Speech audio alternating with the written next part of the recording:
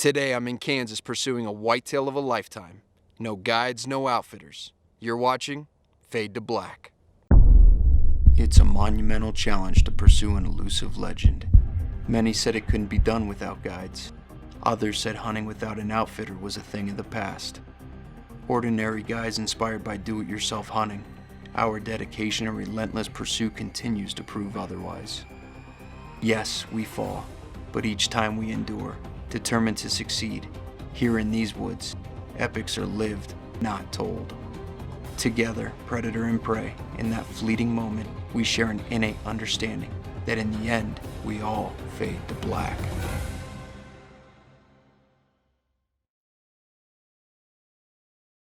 Fade to Black is brought to you by Huskamaw Long Range Optics, Dial, and Dead. Best of the West Shooting Systems. Nothing safe within 1,000 yards. Challenger Sports Bar in Aurora, Colorado. Legendary hunts call for epic celebration. Top Brass. Quality, cost-effective reloading supplies. Thanks for joining me on this week's episode of Fade to Black. Today's a special episode. I'm hunting in Kansas, bow in hand. It's late November and I'm looking for a cruising giant. You know, over the years we've killed some great whitetails out there in Kansas, and the truth is, you never know what you're gonna see when you climb up into a tree stand.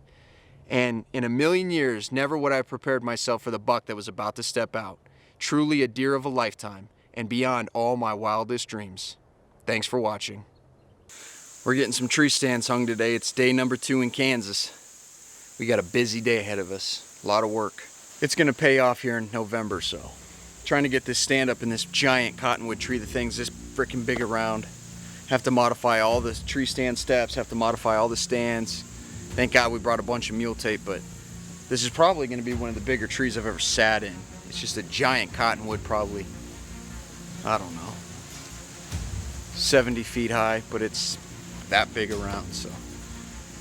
Thanks, buddy.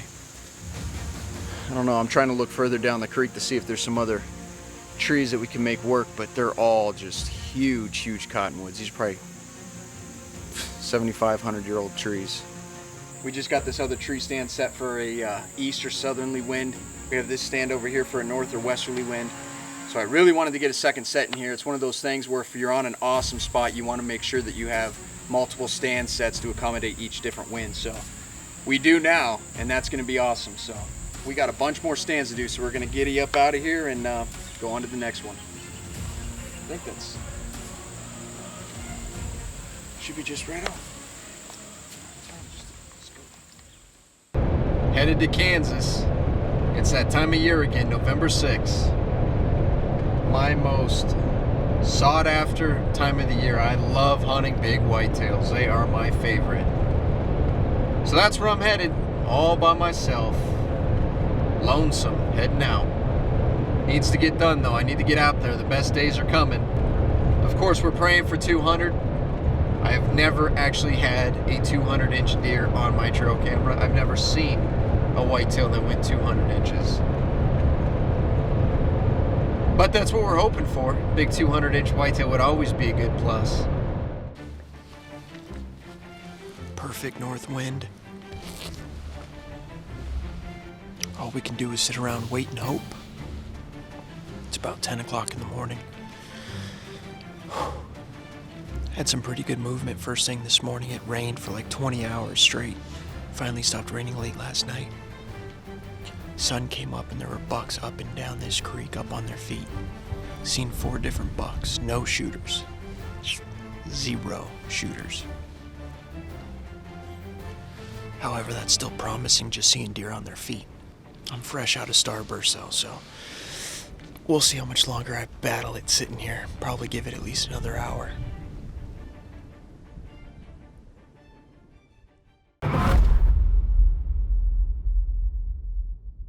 Thank you for joining me on this week's Tactic for Success. Today I want to spend some time talking about what I believe to be the 3 best times to archery hunt whitetails. Whitetails are undoubtedly my favorite animal to hunt. They're aggressive, smart, and elusive, and a lot of fun to chase. October 28th through October 31st is a small window, but you have a chance at that first doe coming into estrus.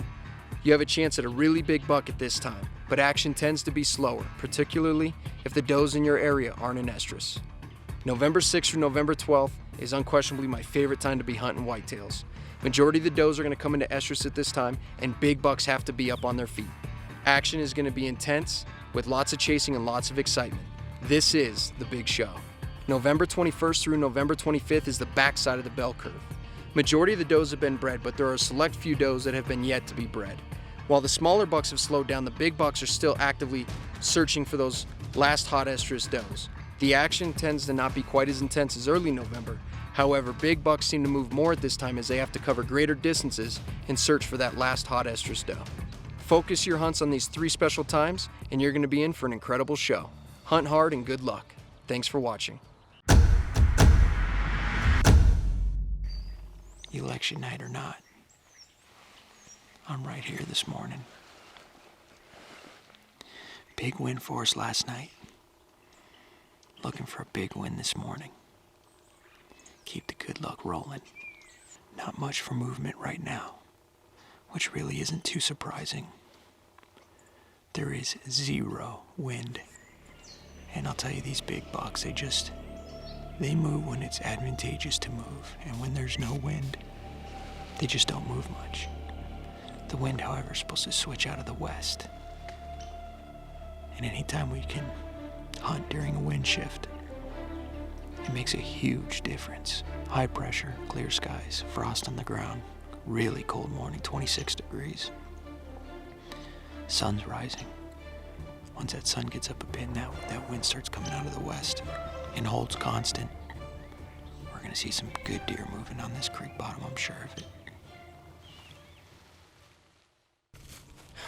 Talk about a slow morning. I didn't see a single deer this morning. I just climbed out of the stand a little bit ago. It's just afternoon.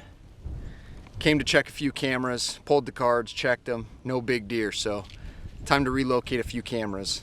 I hate doing it in the middle of the season, but you have to know what's going on at what different properties. They're just not in here right now. They were here in October, but they've moved off. I don't know. They moved cows over here on this cut Milo, and I wonder if maybe that bumped them out, but we'll try to locate one. Just keep grinding, keep doing our homework.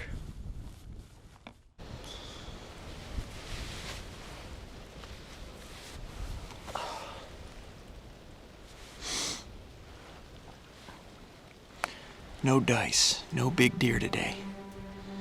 November 11th. Got a chilly north wind to my back right now. It is pretty cold. It's smacking me right now pretty good. I'm kind of surprised. Pretty surprised. November 11th. There's a bunch of does to the north of me here. About a 3-year-old 8-point came in. Maybe a 2 or 3-year-old 8-point. Follow some does out. A couple hours later, comes right under the tree stand. Really cool show. It was awesome. Just not the deer we wanted. I'm surprised. I kind of thought that there'd be numerous bucks working north into this wind. The only thing I can think of is some of these bigger mature deer probably locked up right now with does that are hot, and they're not gonna leave, they're not searching. I'm gonna sneak out of here. Go grab lunch, figure out a game plan for tonight. It's a tricky deal. If a big buck is locked up with a hot doe, he could break from her at any time. And if that's the case, he'll be cruising again. And if he's cruising again with this north wind, he's gotta come this way.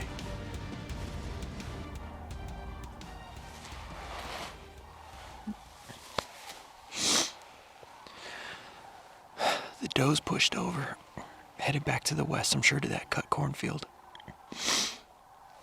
For the record, I very rarely call in the blind, but we're desperate tonight and we're about to get loud.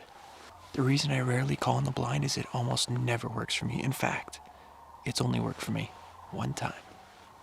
One time have I ever called in the blind and pulled out a big shooter that I did not know was there.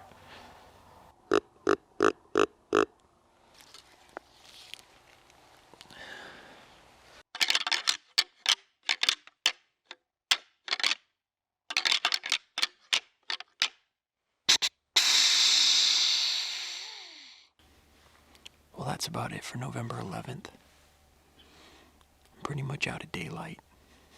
It's been a grind the past few days.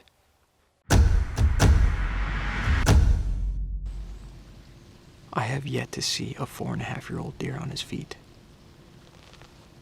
I got trail cam pics of them. They're here. And they're moving when I'm not in here. Watch, tomorrow when I go back to my ace, there'll be a big deer on the camera from tonight. That's just the way it works. You gotta keep grinding it out and keep trying to put the odds in your favor. That's all you can do. It's frustrating, no question. You go home every night and you replay. Did I make the right call? Did I go to the right spot? Did I do the right setup? Did I hunt the right stands? I have plenty of time left. Sun's still pretty high. We'll just keep rocking it out here. There was a big deer here less than 24 hours ago. Where he is now, who knows? He could be 2 miles from here. He could be in the thicket right here 50 yards from me, I don't know. And my doe bleep broke. Oh my gosh. I'm leaving tomorrow. And I'll be back, if need be, on the 19th. Get home and see my family. I miss my kids and I miss my wife.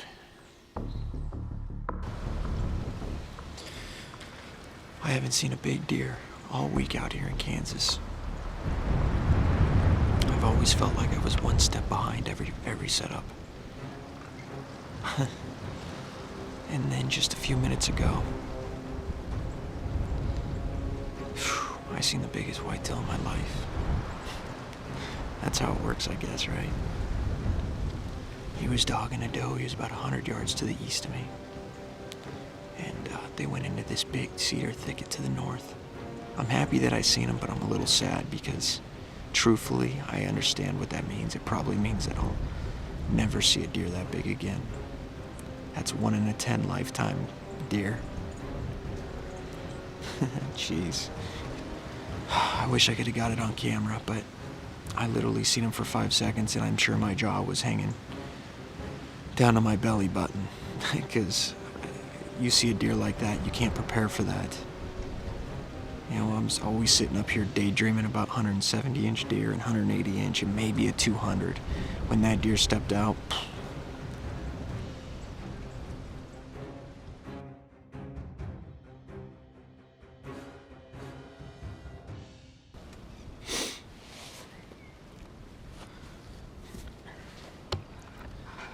conditions are perfect.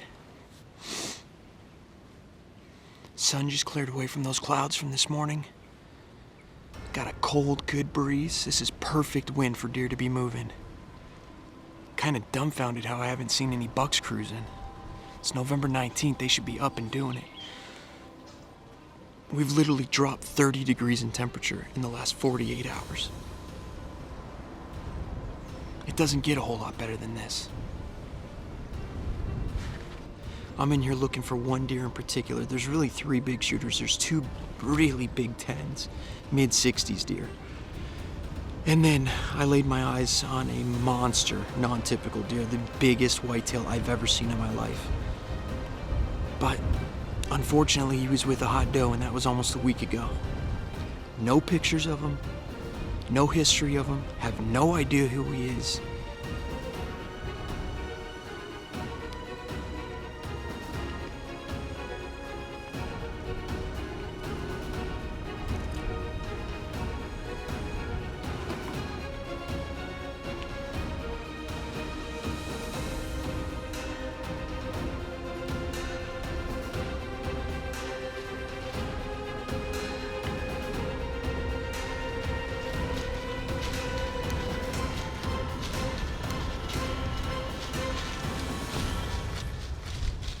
Mer.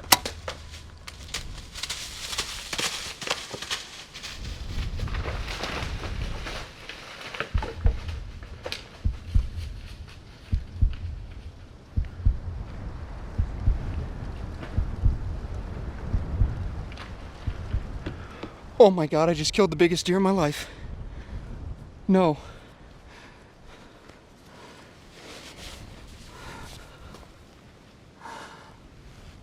I just killed the biggest deer in my life.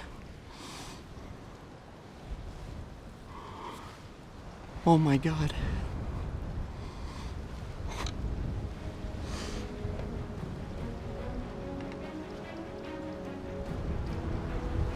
I just killed the giant. He's dead right there. Oh my God. Oh my God, I can't believe it. I'm living a dream. He is dead right there. Oh my gosh, is he a giant?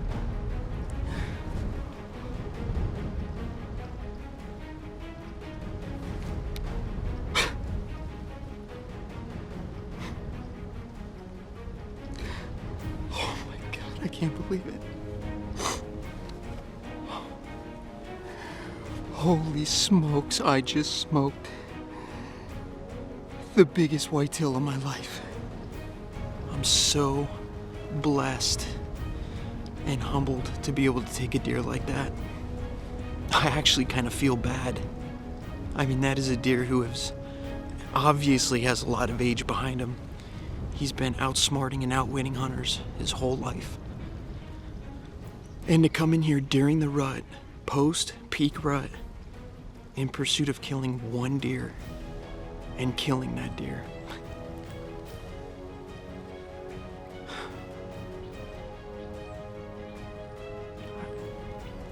I just don't know what to say. 2 years ago, I killed Capone, 196-inch typical, clean 12. And I thought then that may very well be the biggest deer I would ever kill.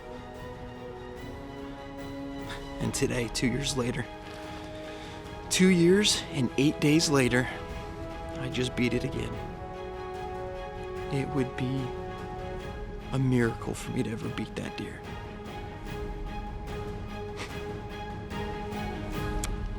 Thank you, God.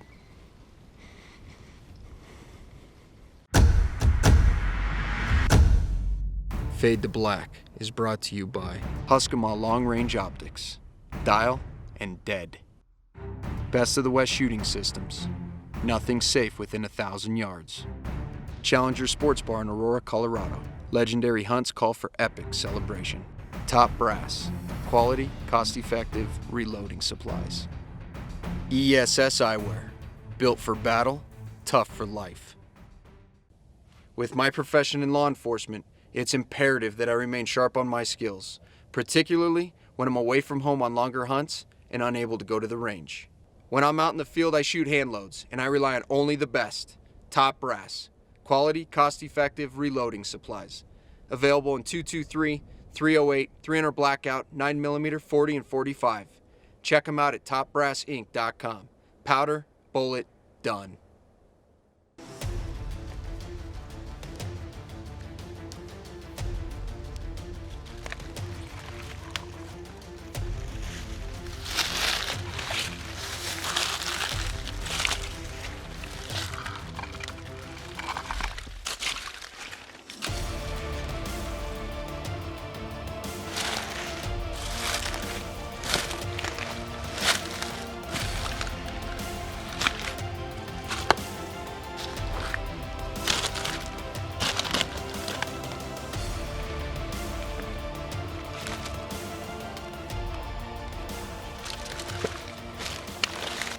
There he is. That is what we came in here for. Wow. What a hoss of a deer. 19 points. First and only buck I have seen on November 19th. He dropped that last hot doe and figured he's gonna come do some cruising, I guess.